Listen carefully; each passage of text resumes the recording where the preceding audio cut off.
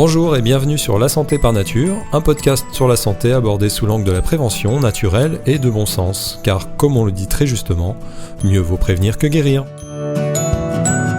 Je suis Anthony Viau, naturopathe à Paris et à Vannes en Bretagne, et c'est avec plaisir que je vous accompagne sur les chemins de la santé naturelle.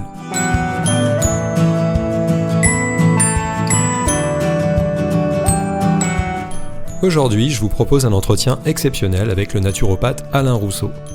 Je suis vraiment très heureux de vous offrir cet épisode aujourd'hui car Alain est en quelque sorte un des gardiens du temple de la pensée naturopathique. Il est né en 1947 en Charente et s'est orienté vers le domaine de la santé à la fin des années 60, en particulier suite à sa rencontre avec le naturopathe Pierre-Valentin Marchessault, avec qui il collabora pendant 10 ans dans les années 70, période pendant laquelle ils feront ensemble de véritables tournées de 90 conférences par an à travers la France pour populariser la naturopathie. Alain m'a expliqué que chaque conférence faisait d'ailleurs l'objet d'un livret, dont les 51 ouvrages restent toujours disponibles aujourd'hui. Il a ensuite fondé l'Institut Alain Rousseau en 1983, qui était un centre de soins naturopathiques, mais également un lieu de conférences et une école, et qui, 25 ans plus tard, est devenu l'Institut supérieur de naturopathie, ISUPNAT, l'école dont je suis certifié. Alain est actuellement l'un des naturopathes les plus expérimentés en France, et même s'il ne consulte plus aujourd'hui, ce qu'il a apporté et continue d'apporter à la naturopathie est inestimable. Alors que vous travaillez dans le domaine de la santé ou que vous soyez novice en la matière, cet épisode vous intéressera, j'en suis sûr. J'espère que vous apprécierez l'enthousiasme et la vivacité d'esprit d'Alain, et en ce qui me concerne, c'est toujours un plaisir de l'écouter développer sa pensée. Je vous souhaite une bonne écoute, et n'hésitez pas à vous abonner et à mettre des étoiles sur votre plateforme de téléchargement si vous appréciez ce podcast.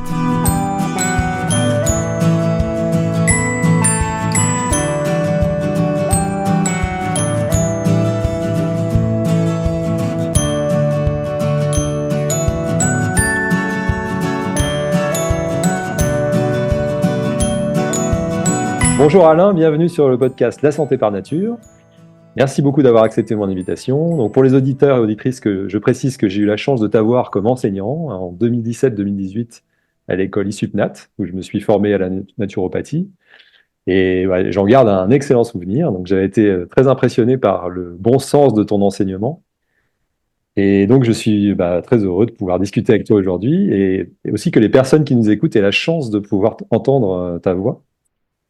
Pour celles et ceux qui ne te connaissent pas encore, tu as récemment publié un livre que tu as appelé Plaidoyer pour la santé aux éditions d'Angle et qui, je dois l'avouer, pour moi est un peu une sorte de référence, c'est un peu mon livre de chevet, sans vouloir te jeter des fleurs.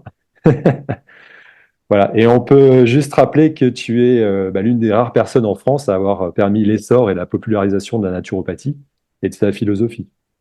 Et d'ailleurs, pour les personnes qui n'en ont jamais entendu parler, quelle serait ta définition de la naturopathie en quelques mots et quel est pour toi son intérêt en termes de santé préventive?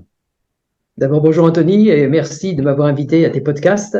J'ai regardé ce que tu avais déjà fait et je suis très satisfait de la définition que tu fais de la naturopathie. Et tu me demandes de la redéfinir. Je trouve ce que tu as donné dans ton podcast est très bien.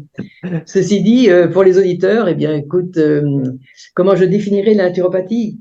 Au sens littéral, la naturopathie veut dire aller dans le sens de la nature. Aller dans le sens de la nature. Alors évidemment, on a traduit par chemin de la nature, on a traduit par des tas de mots, mais ça veut dire aller dans le sens de la nature. Ça veut dire que si on dit cela, ça veut dire que la nature a un sens.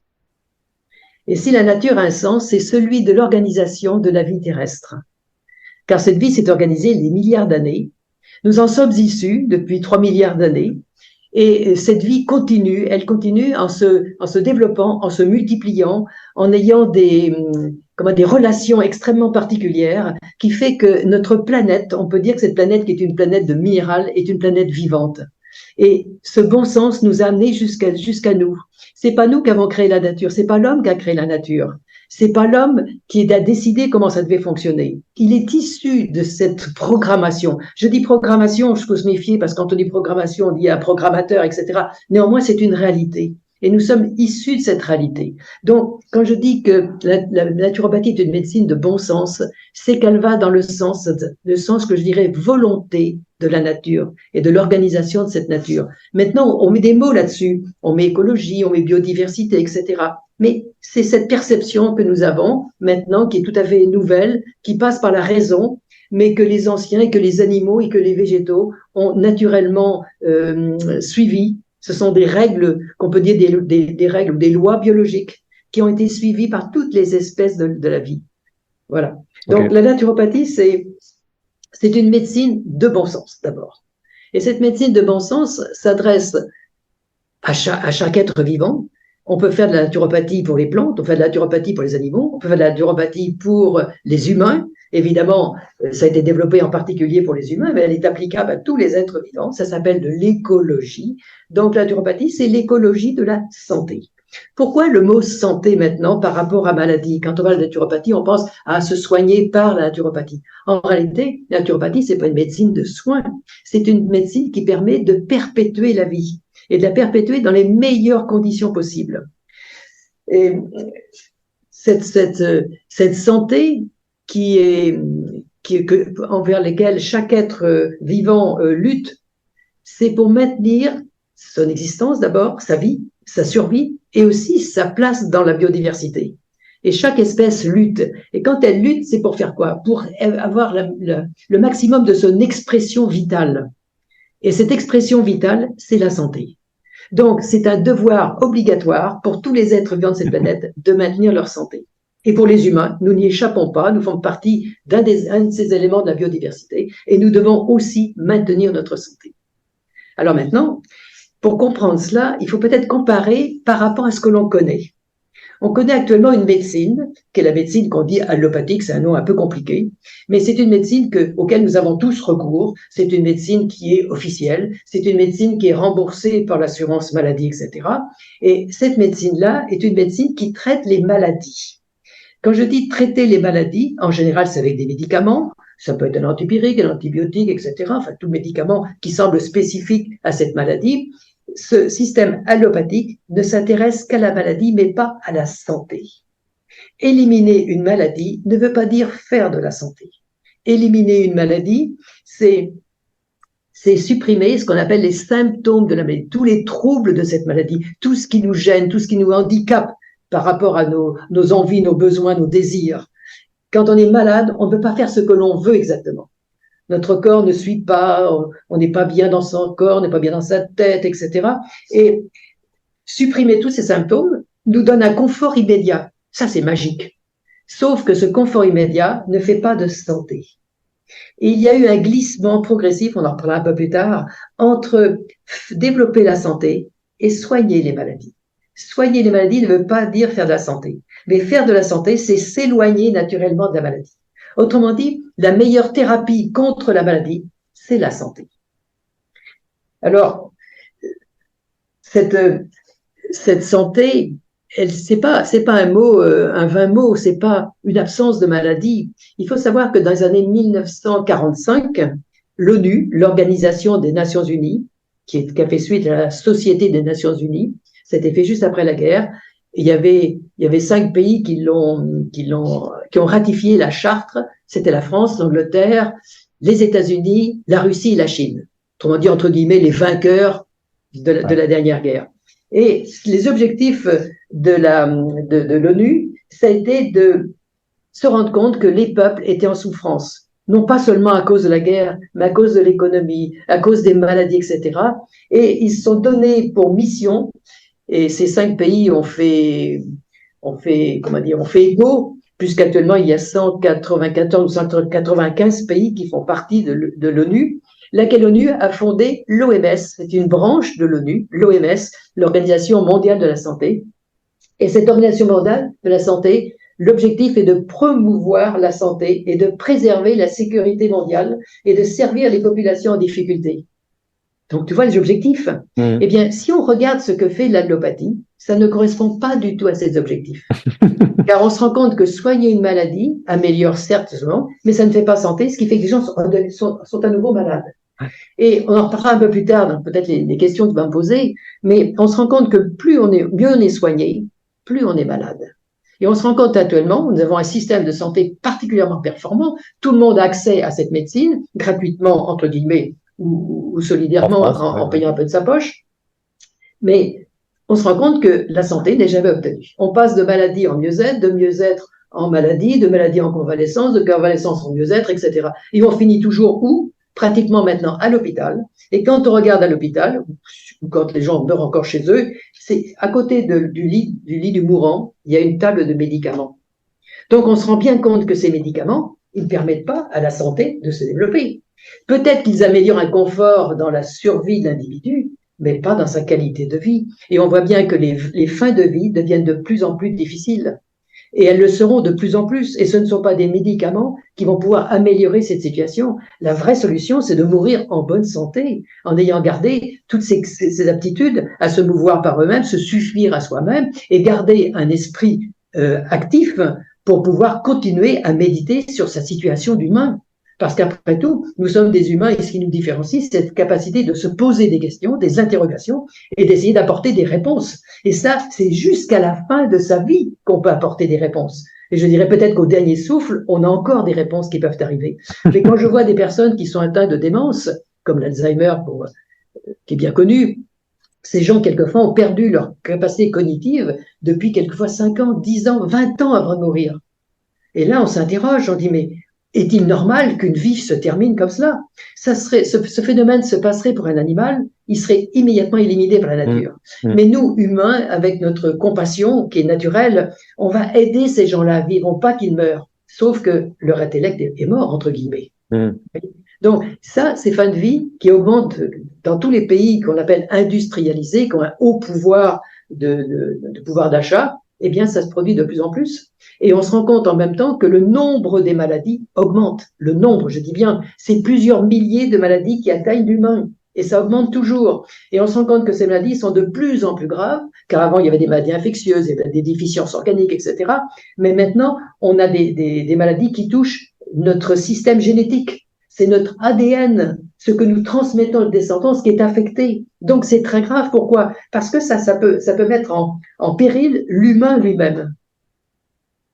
Oui. Voilà comment cette approche de la naturopathie. Bon, écoute, alors, puisque on peut dire que la naturopathie, c'est la médecine du bon sens, c'est le fait de respecter le fonctionnement de l'organisme finalement, comme il a été prévu, comme tu dis, comme il a été programmé. Puisque cette approche ne semble n'avoir que des côtés positifs pour la santé des humains, pourquoi est-ce que la naturopathie n'est pas plus connue du grand public? Mais je pense qu'il y a plusieurs raisons.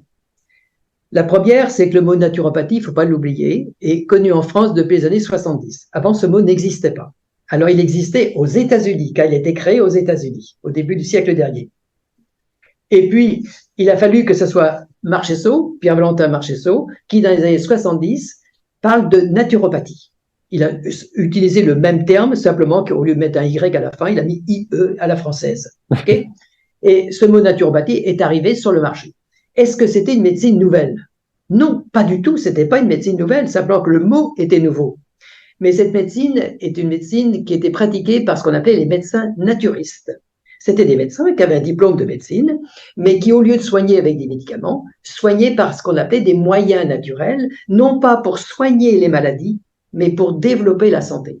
Donc, il y avait déjà une tradition qui était là. C'est la tradition des Cartons, c'est la tradition des Durville, etc. Donc, ces gens-là avaient fait la démarche, bien qu'ils aient une formation allopathique, de comprendre que les médicaments n'étaient pas la solution aux problèmes humains. La solution était de développer la santé. Et donc, cette naturopathie s'appelait naturisme à l'époque. Et le naturisme a donné le naturisme que l'on connaît, un peu péjoratif dans la mesure où les gens se vivent nus, etc. pendant la période de vacances. Ok, ce qui est très bien en soi. Et ce qui était au départ une idée très noble, qui a été un petit peu transformée, etc. On en parle quelquefois avec un peu d'humour, mais c'était une réalité, aller au contact de la nature pour redévelopper sa santé. C'était ça le point de départ. Donc, la naturopathie n'est pas nouvelle, le mot est nouveau. Mais il fallait faire connaître ce mot, et puis, face au développement de la médecine allopathique, la médecine des médicaments, eh bien, il a fallu, il s'est imposé l'idée que, à force de trop de médicaments, c'était peut-être pas si bien que ça. Il fallait peut-être chercher une autre façon de se soigner. Et c'est comme ça que la naturopathie s'est développée en parallèle de l'allopathie. Mais en parallèle, c'est un mot prétentieux parce que la naturopathie était elle balbutiait un petit peu ses informations alors qu'on avait une médecine allopathique extrêmement puissante qui envahissait les médias, tous les moyens d'information de sa pensée. Et la pensée allopathique n'est pas la pensée naturopathique. La pensée allopathique est basée sur le matérialisme et la pensée naturopathique est basée sur le vitalisme. Autrement dit, ce qui est plus important pour nous, pour le naturopathe, c'est pas le corps dans son fonctionnement, c'est la vie qui anime. Et pour le médecin allopathe, c'est plutôt le fonctionnement organique, ce qui se passe, les phénomènes physiques, les phénomènes chimiques qui se passent au niveau du corps qui sont les plus importants. Et quand on a parlé de maladie, eh bien, la maladie a trouvé une expression scientifique dans ces phénomènes physico-chimiques qui se déroulent dans le corps.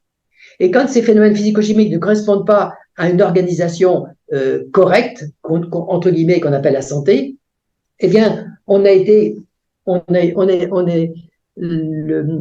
la science a trouvé une parade à cela, apporter de la chimie pour modifier entre guillemets la mauvaise chimie qui nous rendait malades. Et c'est ce qu'on appelait le médicament chimique.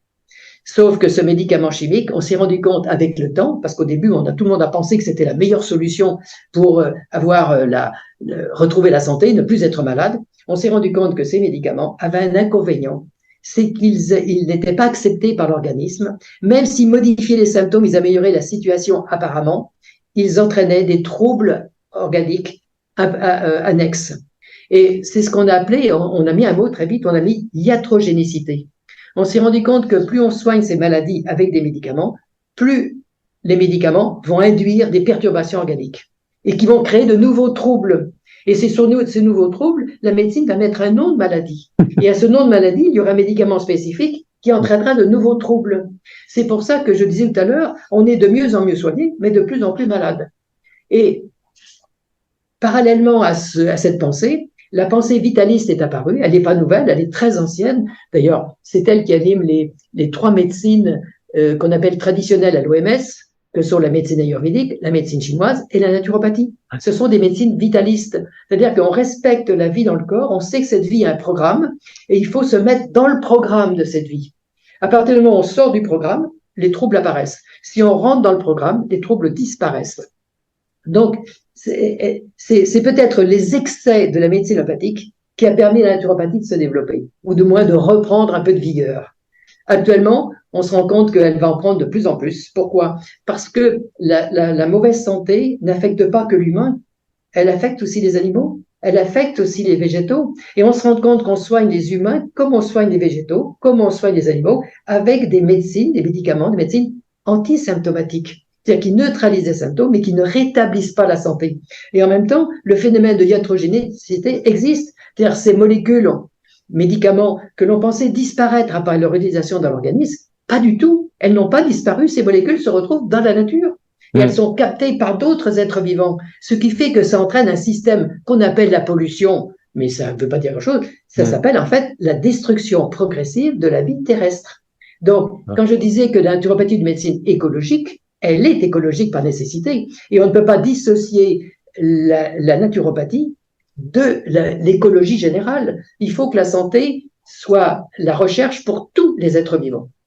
Et malheureusement, nous avons une lourde responsabilité dans la dégradation de cette fameuse biodiversité. Eh oui.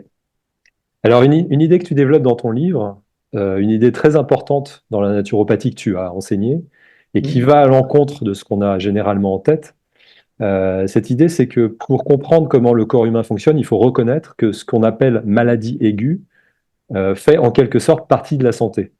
Et même que tout est prévu par notre organisme pour que la santé soit recouvrée grâce à ce type de maladie. Est-ce que la confusion, déjà ça, ce que je viens de dire là, c'est quand même pas très très connu, mais est-ce que la confusion ne vient pas du fait que l'on met le mot maladie sur ce qui n'est qu'un auto-nettoyage de l'organisme et qui est certes souvent accompagné de symptômes désagréables? Oui, je pense qu'il faut revenir à plusieurs notions philosophiques, notions économiques, notions scientifiques, etc., qui fait que D'abord, je n'ai pas tout à fait répondu à ta question parce que pourquoi la naturopathie n'est pas reconnue? D'abord, il fallait qu'elle soit connue avant d'être reconnue. Et deuxièmement, il faut comprendre que comment est arrivée cette médecine allopathique? Comment est-on arrivé à utiliser les médicaments pour éradiquer les maladies? Eh bien, tout simplement, ça a été une décision de l'Institut Rockefeller dans les années 1930 aux États-Unis, qui a décidé que, comme il y avait un essor incroyable de la chimie qui produisait des nouvelles molécules qu'on testait sur des symptômes et qui faisaient disparaître les symptômes, on a décidé, c'est une décision de l'Institut Rockefeller, de trouver pour chaque maladie connue un médicament spécifique de cette maladie. D'accord. Médicament spécifique à la maladie. D'accord? Et on y a cru. Pourquoi? Parce que ces molécules, comme les médicaments, faisaient disparaître les symptômes. Et on pensait que les symptômes disparus, la santé était retrouvée. Mais c'est quand même fabuleux, parce que quand on a des symptômes et qu'on n'est pas bien, on prend une molécule, ça disparaît. Mais ça, c'est magique quelque part. Tout le monde y a cru. Ouais. Tout le monde y a cru. Et ensuite, il faut comprendre que, je vais expliquer ce que c'est que la maladie qu'on appelle guérisseuse, qui est la vraie maladie qui permet de retrouver la santé. Il faut la supporter. La supporter, ça veut dire supporter les douleurs, supporter l'affaiblissement, supporter l'incapacité de travailler, l'incapacité de penser, etc. Et ça peut durer 8 jours, 10 jours, 12 jours, le temps que le corps retrouve son équilibre. Mais ça, c'est fastidieux. Vous comprenez? Alors que avec le médicament, on peut continuer ses activités. J'ai mal à la tête, je veux assurer mon interview aujourd'hui, je prends un petit comprimé et je peux le faire. Alors si j'ai eu mal à la tête, j'aurais un peu de difficulté pour le faire. Mais ça, c'est quand même un côté magique. Ouais. Sauf que c'est pas le comprimé. Si j'avais pris un comprimé avant pour dire que je n'aurais plus de mal à la tête, ça fonctionnait pas. Il faut que j'ai les symptômes pour que le médicament donne son effet. Donc, il faut que j'attende d'être malade pour prendre des médicaments. Parce que si les médicaments protégeaient de la maladie, il suffit d'aller à la pharmacie, prendre tous les médicaments contre toutes les maladies, on serait protégé. Non, on serait mort, on serait complètement intoxiqué. Donc, c'est pas possible. Donc, le médicament, on voit bien qu'il ne fait pas de santé. Donc, c'est pour ça que cette médecine naturopathique n'est pas reconnue, parce que devant la facilité de la médecine allopathique, eh bien, on a perdu le bon sens qu'avaient nos grands-mères en disant mon petit il a une rougeole, je vais le garder au lit, je vais donner un petit bouillon, je vais vérifier que la fièvre monte pas trop, etc. Et puis on va laisser la maladie s'exprimer, et puis un jour ça va disparaître. C'est comme ça en général qu'on traitait les maladies. Ça ne veut pas dire qu'il n'y avait pas des accidents, parce qu'on peut mourir d'une maladie infantile. Mais si on comprend le processus de la nature et on respecte ce protocole naturel, on évite la létalité. Donc, au contraire, on renforce la santé. On en reparlera tout à l'heure. Donc, cette médecine n'est pas reconnue. Pourquoi? Parce que, d'un autre côté, c'est une médecine qui fait de la santé, et la santé ne rapporte rien financièrement. Alors que traiter les maladies avec des médicaments, des hospitalisations, etc., ça rapporte beaucoup. Il faut comprendre, quand on voit la richesse des laboratoires, qui servent non seulement à payer les professionnels qui travaillent dans le laboratoire, mais aussi les dirigeants, mais aussi tout le monde y trouve son compte, hein. Même l'État y trouve son compte parce qu'il paye des taxes, etc., des impôts, etc.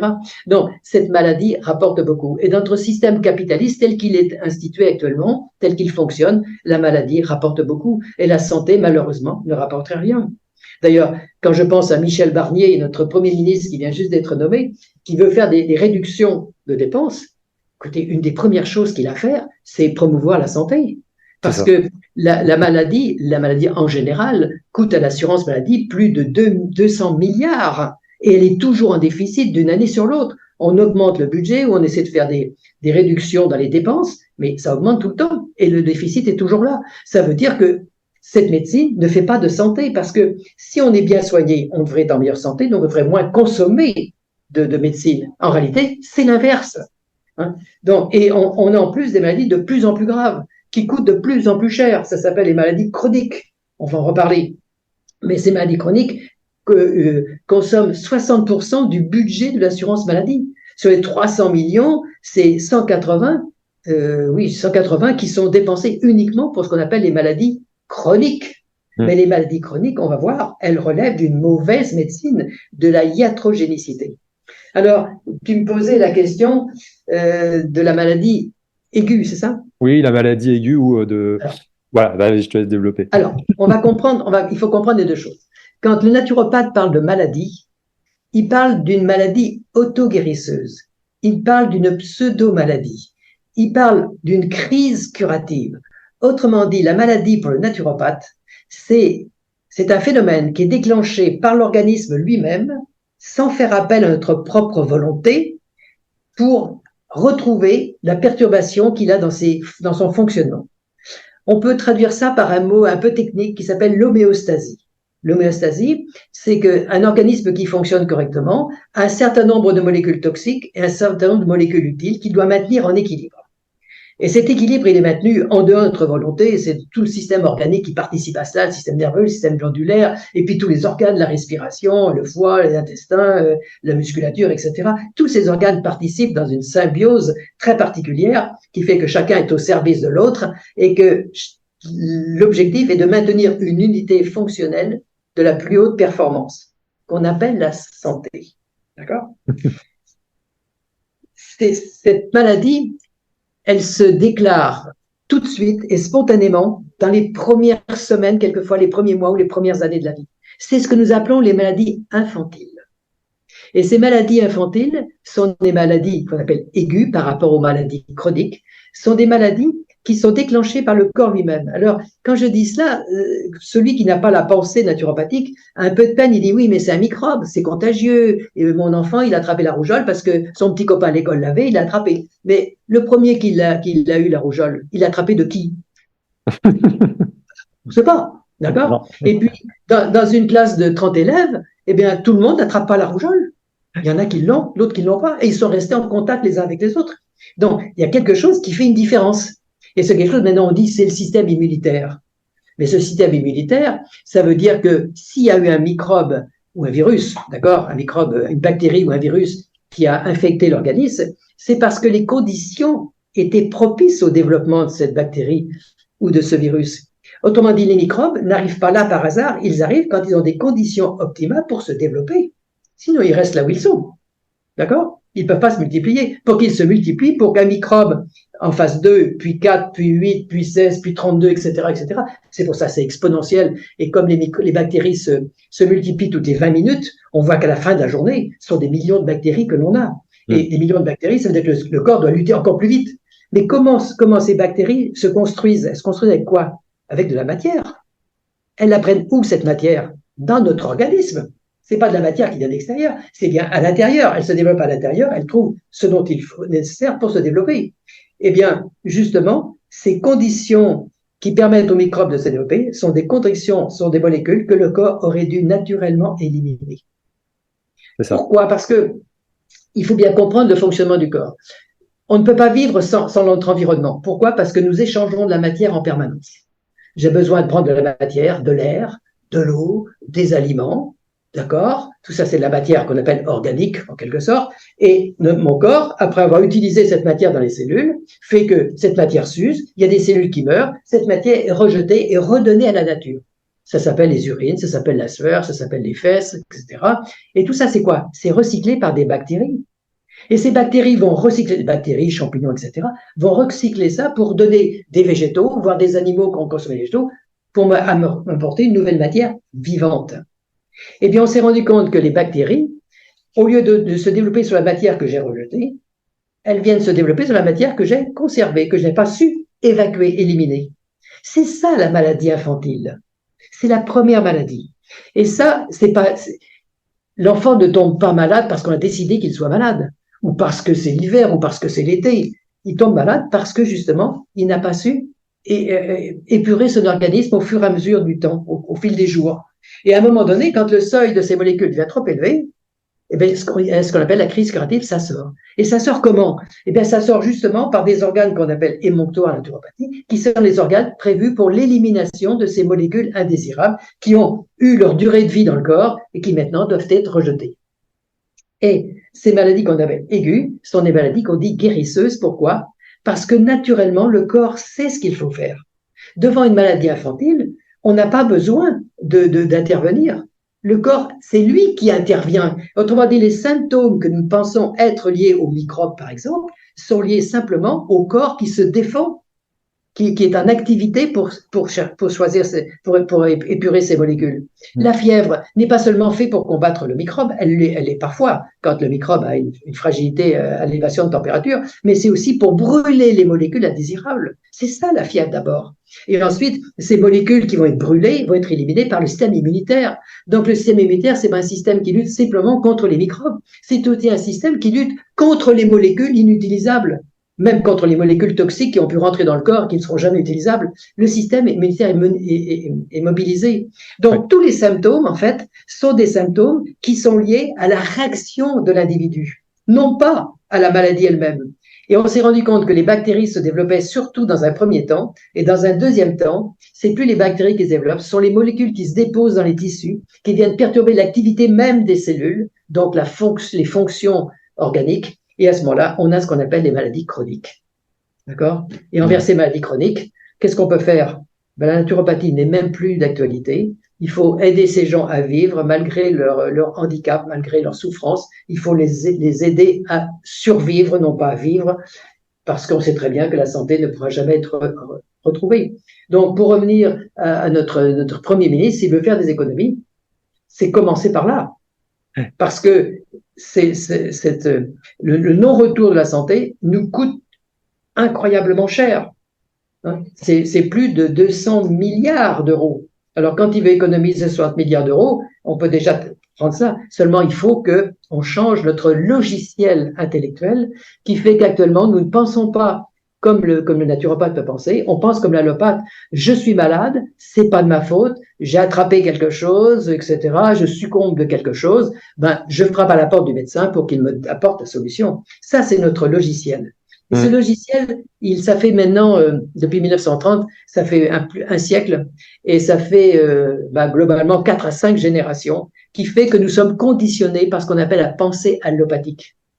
Je ne suis pas responsable de la maladie, la notion de vitalisme a été oubliée, je suis malade, il me faut trouver un bon médecin qui me donne le bon médicament pour me guérir. Voilà. Et ça, n'importe qui, on parle de maladie, qu'est-ce qu'il pense? Je vais voir mon médecin, il va me donner un médicament, ou je vais à l'hôpital et je verrai un bon chirurgien, etc. Et je vais retrouver la santé.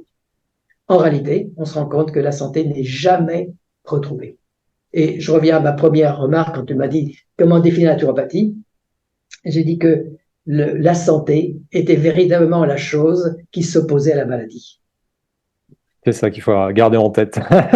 Et oui, il faut le garder en tête, mais malheureusement, ça a quitté notre intellect, parce qu'on n'est plus formé à cette pensée-là. Et alors, tu fais souvent référence au fait que la guérison d'une maladie, comme tu dis, ne peut se réaliser que par le retour de la santé. Mais pour toi, c'est quoi la différence entre guérison et rémission? Alors, entre guérison et rémission, je dirais que la vraie guérison, c'est la normalisation de l'homéostasie, c'est-à-dire la normalisation de toutes les fonctions, l'harmonisation de toutes les fonctions dans le corps qui fait qu'on jouit d'une espèce de capacité à vivre extraordinaire. Ça, c'est la guérison. Cette guérison ne peut pas s'obtenir par un médicament. Elle ne peut s'obtenir que par l'auto-guérison. C'est le sujet lui-même qui peut décider, provoquer sa guérison, mais jamais l'extérieur. Tout apport extérieur ne peut pas guérir. C'est impossible. C'est le sujet qui a la capacité de s'auto-guérir. Mais c'est valable pour tous les êtres vivants. Qu'est-ce qui guérit un être vivant? C'est lui-même. Il ne peut pas être guéri par un autre être vivant. Il peut être guéri que par lui-même. Alors bien sûr, quand on parle du médecin, c'est bien un médecin qui guérit un autre, c'est bien un médecin humain qui guérit un autre humain. Mais cette guérison n'est pas guérison. Ça s'appelle rémission. Sauf que le mot rémission est utilisé plutôt dans le cancer. On estime que quand on a perçu les cellules cancéreuses, qu'on les a éradiquées par une radiothérapie, une chimio, etc., et on se dit, les examens à la fin de ce traitement montrent qu'il n'y a plus de cellules cancéreuses. On n'en retrouve pas. Et puis si au bout de 5 ans on n'en a pas retrouvé, vous êtes guéri. Vous étiez en rémission, puis au bout de 5 ans vous êtes guéri. Ce qui ne veut pas dire que vous n'allez pas refaire un cancer au bout de 5 ans. Ce qui ne veut pas dire qu'il n'y a pas eu quelques cellules qui étaient disséminées dans le corps, mais en quantité suffisamment faible pour ne pas être dépistées par les moyens dont dispose la médecine allopathique. Mais ces cellules peuvent à un moment donné se remultiplier et redévelopper un cancer, soit le même, soit dans des organes différents, jusqu'au jour où il va se généraliser et on dira, oui, mais vous avez eu une rémission de 5 ans, c'est quand même pas mal. Vous auriez pu mourir dès le début. C'est ça la rémission. Donc la rémission, c'est le ralentissement ou l'arrêt momentané de de l'évolution de la maladie. De la maladie. D'accord ? Donc, je répète pour que ça soit bien clair que guérir une maladie n'est pas faire de la santé. Un petit cas pratique pour illustrer tout ça. Chaque année, j'ai remarqué que fin août ou début septembre, je, entre guillemets, tombe malade. Alors que j'ai une congestion ORL, j'ai le nez qui coule, je tousse, ça se transforme en bronchite, etc. Est-ce que ce ne serait pas le témoignage que, comme c'est à ce moment de l'année que j'ai le maximum d'énergie vitale, mon organisme en profite pour se nettoyer? Ben non, tu as dit que tu étais tombé malade. Ouais. Tu as dit que tu es tombé malade. J'ai dit entre guillemets. C'est quand même pas de ta faute, quoi, pas fait exprès de tomber. Tu vois encore notre logiciel comme il est monté? Est-ce que même les mots traduisent notre fond de pensée. Non, j'ai compris ta pensée. Est-ce que mon corps essaye d'éliminer sous forme de mucosité tous les déchets, les toxines que j'ai accumulés en mangeant mal, etc. pendant des semaines ou des mois? Alors, non, tu as exactement, tu as dit la chose vraie, à savoir que chaque fois que la vitalité est suffisante dans un organisme, si celui-ci détient des molécules qui le perturbent, c'est-à-dire que si son hémostase est légèrement déstabilisé, le corps remet l'équilibre. Et quand il remet l'équilibre, on peut remarquer pour tous que ça sort toujours quelque part. Par le nez, par les voies respiratoires, par la peau, par l'intestin, etc. On voit que des choses sortent. Si on analysait ces molécules qui sortent, on se rend compte elles sont toujours issues d'une matière qui n'a plus de raison d'être dans l'organisme. Ou bien des cellules mortes qui n'ont pas été complètement éliminées parce que l'apoptose, la faculté de ces cellules à la mort de se disloquer complètement, de revenir en molécules très simples, se décomposer en molécules simples, ça permet d'être éliminé. Mais souvent, l'apoptose cellulaire n'a pas lieu correctement et il reste des débris, des morceaux de cellules. Et ces morceaux de cellules, eh bien, le foie, l'intestin et les reins ne peuvent pas l'éliminer tel que. Il faut que c'est le système immunitaire qui le démonte en vraiment molécules toutes simples pour pouvoir être éliminé. Et ce travail-là ne se fait pas systématiquement. On manque d'énergie pour le faire, notre énergie est détournée vers nos activités professionnelles ou autre chose, ou le stress. On pourrait parler du stress en détail. Comme on dit, notre énergie organique est détournée vers d'autres fins, ce qui fait que cette énergie n'a pas le temps de remettre de l'ordre dans l'organisme. Mais si à la faveur d'un regain d'énergie, parce qu'on a supprimé des postes de dépenses, ou bien qu'on a gagné d'énergie au contact de la nature, car c'est comme ça qu'on prend l'énergie. Il s'agit bien d'énergie vitale, non pas d'énergie matérielle qui est liée à la combustion des sucres, etc. Ça, c'est l'énergie alimentaire. Ça n'a rien à voir avec l'énergie dont nous parlons aujourd'hui. On parle d'énergie vitale. C'est ce que la nature nous apporte.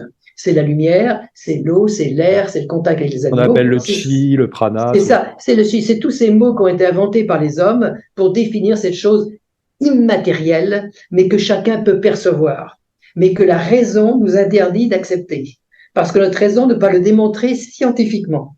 Donc c'est inacceptable pour un vrai scientifique. Mais pour un naturopathe qui fait fonctionner ses deux cerveaux, gauche et droit, cette notion d'immatérialité lui est tout à fait accessible. Sauf qu'il ne peut pas mettre des mots justes, des mots tangibles, des mots qui le décrivent exactement, parce que c'est immatériel. Notre vraie raison et notre façon de décrire les choses ne peuvent se faire que sur le plan matériel des choses. Et l'allopathie est une médecine matérialiste. Donc, c'est pour ça qu'elle peut analyser les symptômes, elle peut reconnaître les perturbations physico-chimiques dans le corps, et elle peut apporter des modifications à ces perturbations. Ça s'appelle la médication. Mais, interaction avec un regain de vitalité. Ouais. Oui, parce que tu es parti en vacances, donc tu as abandonné des dépenses professionnelles, etc. Tu as repris contact avec les éléments, ton corps a trouvé, spontanément, il fait quoi? Il fait ce qu'on appelle une crise d'élimination, une crise curative, une normalisation de tes fonctions organiques, une normalisation de ton homéostasie. Autrement dit, il faut que cette crise se déroule. Alors évidemment, elle est pénible, parce que tu as dit tu as un écho, tu es enrhumé, etc. Tu n'es peut-être pas trop clair dans ton esprit pour reprendre ton travail, mais c'est un moment nécessaire, indispensable, pour que le corps retrouve sa santé. Pourquoi? Parce que s'il ne la retrouve pas, tu vas être pénalisé pour le futur. En l'occurrence, le fait de la retrouver, eh bien, tu as retrouvé la santé, ton organisme va peut-être, tu vas commettre des erreurs, etc. On pourra parler de comportement de vie, qui fait que tu vas peut-être retomber malade une prochaine fois, peut-être dans 1 an, peut-être dans 2 ans, j'en sais rien. Tu vas refaire une crise curative qui va à nouveau te normaliser des fonctions, ce qui fait que tu vas arriver à la fin de ta vie en bonne santé. Je trouve ça, c'est tout à fait différent de tous les gens qui, en vieillissant, deviennent malades, de plus en plus malades. C'est vraiment fondamental, je trouve, à comprendre ça. Ça, c'est vraiment, je le trouve, quand j'ai fait mes études de naturopathie, c'est vraiment le point d'heure. Peut-être c'est toi qui nous as dit ça, que ça met du temps dans notre tête à changer de logiciel. Mais une fois Oui, qu'on a compris ça, on a vraiment compris vraiment comment le corps fonctionne finalement. oui, Et c'est pour ça, quelquefois, devant les étudiants, et sans connotation péjorative, je dis qu'il faut faire un lavage de cerveau. C'est-à-dire qu'il faut ouais, arriver à penser différemment. c'est ça. Et tout à l'heure, je disais, depuis 5 générations, nous sommes conditionnés par la pensée allopathique. Ce qui fait qu'on raisonne en allopathie. Et quand on parle de naturopathie à quelqu'un qui a ce logiciel dans la tête, il ne peut pas intégrer notre pensée. Ouais, ouais. Il dit, mais non, c'est contradictoire, c'est pas possible, c'est opposé, il n'y a pas de démonstration scientifique. Si c'était vrai, la médecine l'aurait incorporé dans ses études, etc. Mais non, il faut changer de logiciel. Et pour changer de logiciel, c'est très difficile. Pourquoi? Parce que ce qui est imprimé dans l'enfance reste toute la vie. Hein, c'est comme ça qu'en vieillissant, on se souvient du passé lointain et le passé proche, on l'oublie. Hmm. D'accord? Et ça, c'est terrible. Et notre génération, la génération qui va suivre, sont façonnés de cette façon-là. Toutes les études, toutes les informations médiatiques, sauf si on recherche quelque chose, mais dès qu'on passe dans une autre information, on est traité de complotiste. C'est ça. Alors, tu vois, ça n'encourage pas à penser différemment. Non, mais alors, ce qui est marrant, c'est que maintenant, tu sais, quand j'ai des clients qui viennent me voir et qui ont par exemple des boutons sur le visage, je sens que leur demande, c'est qu'est-ce que je peux faire pour ne plus avoir de boutons? Mais en Mais fait, moi, quelque part, je leur dis, vous savez, si vous avez des boutons sur votre visage, vous devriez remercier votre corps parce qu'il est en train d'éliminer comme il peut, c'est la manière qu'il a trouvé, d'éliminer les déchets que vous accumulez en vous, l'encrassement que vous êtes en train d'accumuler, bah, votre corps a trouvé cette manière-là pour les éliminer. Et donc, vous devriez, plutôt que d'essayer de vous dire ah, mon corps me joue des tours, vous devriez plutôt vous dire merci, merci mon corps d'éliminer tous ces déchets, quoi. oui, mais le problème, c'est que le corps, il aurait pu mettre les boutons dans le dos, ça serait moins vu que sur Ah le ouais, c'est visage. ça, exactement. C'est ça le problème. Sauf que dans l'organisme, l'accumulation des molécules ne se fait pas systématiquement de façon homogène dans le corps. C'est ça. Elle se concentre sur des muqueuses, elle se concentre dans certaines zones, dans certaines fonctions, dans certains organes, selon la nature même de ces molécules. Et évidemment, si c'est sur le visage, ben, c'est un peu pénible, hein. Mais dans les maladies infantiles, qu'est-ce qu'on voit? On voit les problèmes de peau et les problèmes ORL surtout. D'accord? C'est surtout là que ça sort. Autrement dit, par l'appareil qu'on appelle un émonctoire pulmonaire, respiratoire sur un plan général, toutes les muqueuses de l'appareil respiratoire, ou bien sur le plan cutané. Et si on supprime les maladies qui touchent la peau et le système ORL, il reste plus grand-chose. Et pourquoi ces boutons au niveau de la peau sont si intéressants? C'est parce que l'élimination centrifuge, qui vient de la profondeur vers la surface du corps, s'élimine très facilement. Et la peau est un organe hyper résistant. Voilà. Sauf que, évidemment, c'est peut-être inesthétique. Mais d'un autre côté, si on avait le bon logiciel, on accepterait cette chose en disant, finalement, c'est un élément positif. Merci la vie, merci ma nature profonde de me redonner la santé. Je le paye un peu, c'est désagréable, c'est un mauvais moment à passer, mais la suite sera meilleure. Hein, c'est comme Ouais, ça qu'il faut raisonner. La maladie aiguë et l'assurance santé pour la vie. c'est ça. Et d'ailleurs, tu parles souvent de faire de la santé. Tu écris même dans ton livre qu'on est en grande partie responsable de notre santé. Est-ce que c'est parce que ça peut être culpabilisant qu'on entend finalement assez peu ce discours? Et la santé n'est qu'individuelle. Elle ne peut pas être imposée par personne, ni par le médecin, ni par la science, ni par la religion, ni par le politique. La santé est individuelle. Donc, si la santé est quelque chose d'individuel, de personnel, il n'y a que nous qui puissions la gérer. Et on ne peut pas la confier à quelqu'un d'autre. On peut se faire aider en disant je comprends pas trop ce qui se passe dans mon corps, etc. Mais faut-il encore avoir les bons conseils? Parce que si le conseil, c'est de dire ben, prenez tel médicament, c'est pas la bonne réponse. Donc, on a besoin comment dire, la santé, c'est quelque chose de dynamique qui se fabrique, qui se construit, qui se fortifie au fil des jours. Et on devrait normalement mourir en meilleure santé que nous avions à notre naissance. Pourquoi? Parce qu'à la naissance, on a aussi l'héritage de nos parents, faut pas l'oublier. Ils ont donné ce qu'ils avaient, le meilleur et le moins bon aussi quelquefois. Le meilleur, tant mieux, le moins bon, ben, il faut faire avec. Mais la nature veut toujours améliorer la situation. Car je vous ai dit au départ que tous les êtres luttent pour avoir la meilleure santé possible, pour pouvoir s'harmoniser dans la construction générale de la nature. Et cette nécessité de retrouver la santé fait partie du même processus. On a donc besoin de cela. Et pour l'animal comme pour le végétal, il n'y a pas de problème. Pourquoi? Parce qu'ils vont suivre exactement ce qu'on appelle les lois biologiques, ce qui fait qu'ils ne vont pas à l'encontre.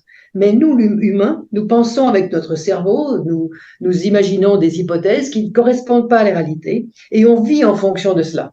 Et en fonction de cela, on est en contradiction avec les lois biologiques. Mais c'est nous-mêmes qui sommes responsables. C'est pas autrui. C'est nous, c'est nos agissements qui font ça. Donc, c'est à nous de nous interroger pour dire, voyons, je suis malade. Pourquoi suis-je malade?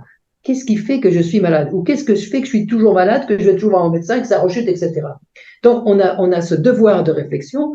Et d'un autre côté, s'il faut, par exemple, aller plus dans la nature pour trouver de la vitalité, ben, c'est pas un médicament qui va le donner. C'est pas un complément alimentaire qui va le donner. C'est aller dans la nature. Donc, se donner la motivation, puis la volonté d'y aller.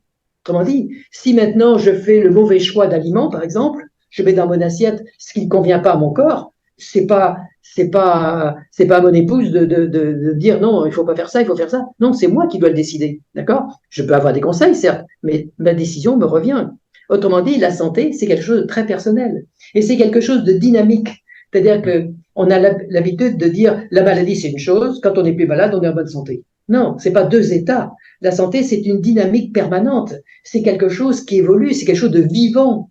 Ouais. Autrement dit, quand tout va bien, on jouit d'un bonheur de vivre, d'une joie d'exister, etc., des capacités extraordinaires. Quand ça va pas bien, ben on perd un peu tout ça.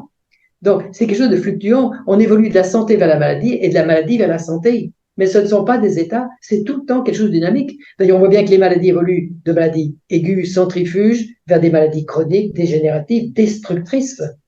Ben pour la santé, c'est pareil. On peut naître avec un capital qui est des moins bons. On peut maintenir sa santé par ces fameuses crises curatives parce qu'on peut pas vivre parfaitement.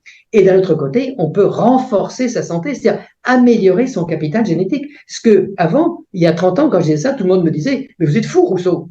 Et maintenant, on parle de quoi maintenant? On parle de systémique et on parle d'une autre technique qui s'appelle l'épigénétique. L'épigénétique, et voilà. Et qu'est-ce qu'on vient de découvrir? Que nos comportements, nos agissements agissent sur nos gènes. Autrement dit, nous accumulons le meilleur dans l'ADN. Et si on accumule des choses meilleures, on pourra les transmettre à la descendance. Et actuellement, c'est pas le cas. On se rend compte qu'il y a une dégénérescence. Alors, c'est des mots qu'on n'ose pas prononcer parce qu'ils sont difficiles à entendre, mais c'est une réalité. Ouais.